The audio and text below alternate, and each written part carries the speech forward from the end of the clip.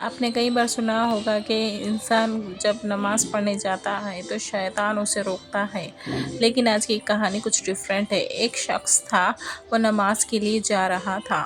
کچھ اتنا اندھیرا تھا کہ اسے دکھائی نہیں دیا اور وہ کیچڑ میں گر گیا، اور جیسے وہ کیچڑ میں گیا، پھر وہ گھر جا کر کپڑے چینج کر کے پھر آ کر اس نے نماز کے لیے پھر جانا شروع کیا۔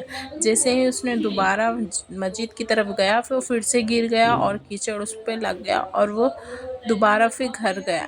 اور پھر وہاں سے جیسے وہ باہر آیا تھا، ایک اجنبی شخص اس کو چراغ لے کر ٹھہرا تھا، اور وہ اس کو چراغ دیا کہ آپ کو اب اچھے سے راستہ لگے گا، آپ جائیے یہ لے کر۔ وہ جیسے ہی اجنبی اس کے ساتھ ساتھ چل رہا تھا، وہ دیکھ رہا تھا، اور وہ اجنبی شخص اس کو مسجد تک لے کر گیا اور اسے مسجد میں چھوڑ دیا، اور وہ شخص باہر ٹھہر گیا۔ اور وہ جیسے ہی اس نے نماز ختم کی، اس شخص کے باہر جب نکلا تو اس سے پوچھا کہ تم کون ہو؟ تم یہاں میری مدد کے لیے کیوں آئے ہو؟ تو اس نے کہا کہ میں ابلیس ہوں۔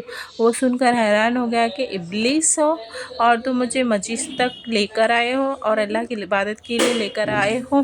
اس نے کہا ہاں، میں تمہیں یہاں تک اس لیے لایا ہوں کہ جب تم پہلی بار کیچڑ میں گرے تھے، اللہ تعالیٰ نے تمہارے گناہ بخش دیے، اور جیسے ہی تم دوسری بار گرے تھے، تمہارے تمام محلے والوں کے گناہ بخش دیے تھے۔ اب تیسری بار جب اگر تم گرو گے تو تمہارے سارے گاؤں کے گناہ بخش دیے جائیں گے۔ یہ ڈر سے میں تمہارے پاس آیا کہ تمہیں صحیح سلامت مسجد تک پہنچا دوں۔ یہ تھا ابلیس کا سچا واقعہ۔